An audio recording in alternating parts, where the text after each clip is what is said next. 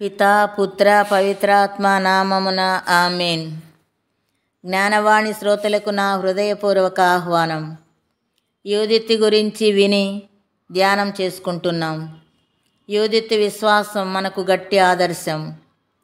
శత్రునాశనానికి సంఖ్య, కండ, ధనబలము కంటే దైవభీతి, దైవ అనుగ్రహం మిన్నా అని యూదిత్తు నమ్ముకున్నది. ఆమె బిడ్డలు లేని ఒక విధవరాలు.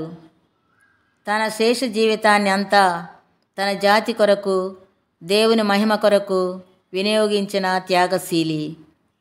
ఆమె వ్యక్తిత్వం ఆదర్శప్రాయమైనది. నబుకద్నెజరు రాజు యొక్క బారి నుండి రక్షించుటకు యావే దేవుడు యూదిత్తును ఒక సాధనముగా ఎన్నుకున్నాడు.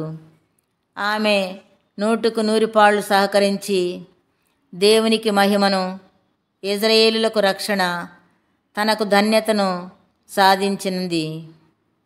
ఆమె సుగుణాలలో ప్రధానమైనవి ఏమనగా దేవునిపై నిండు విశ్వాసము, నమ్మిక, మంచి కొరకు తెగింపు, జాతి గౌరవం కొరకు ధైర్యము, సాహసం.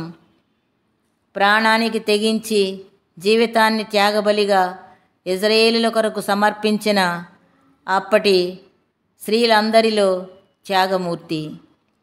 ఇంతకీ ఆమె చేసిన సాహసం ఏంటి?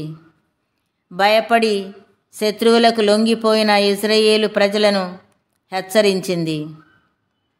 వారి విశ్వాసాన్ని, మతిమరుపును ఖండించి ఉత్సాహాన్ని, ధైర్యాన్ని మేల్కొల్పింది. నేనున్నాను అని వారికి ధైర్యముగా, అభయంగా నిలిచింది. భరోసా ఇచ్చింది. దేవుని ప్రార్థించింది. పథకం వేసింది. 3 రోజుల కాలంలోనే నెరవేర్చింది. శత్రురాజు సైన్యాధిపతి అయిన హలోఫర్నిస్ తల నరికి వారిని తికమక చేసి భయపడి పారిపోయేలాగా చేసింది. వేల సైన్యము చేయలేని సాహసం అది.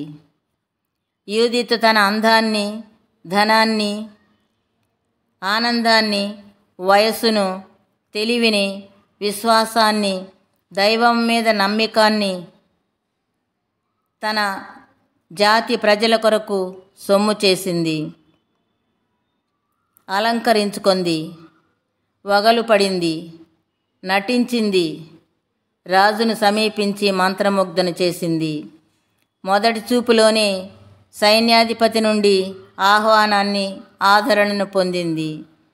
ఏ అనుమానము, భయము, తొట్రుపాటు లేకుండా సైన్యాధిపతి ఆమె మాటలను నమ్మి ఆహ్వానం పలికాడు. మోసపోయాడు. 3 రోజులు శత్రు శిబిరములో వాసం చేసింది. సైన్యాధిపతితో, ఆయన సైన్యముతో, సెక్యూరిటీతో సౌమ్యముగా, నేర్పుగా నటించి ఆయనను చేరింది.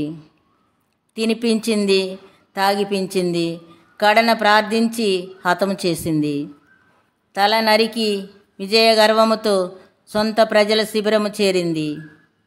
అందరికీ చూపించి దేవుని దయను, కనికరమును పొగడింది. అప్పుడు యూదులు శత్రు శిబిరము మీద పడి వారిని నాశనం చేసిరి.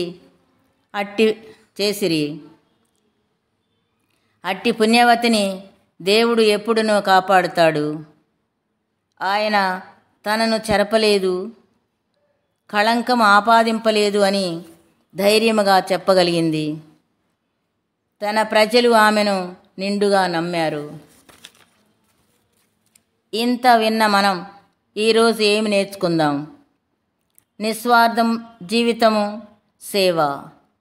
ఏమీ దాచుకోకుండా, వెనుదిరగకుండా, భయపడకుండా సమస్తకు, సంఘానికి అంకితం అవుదాం.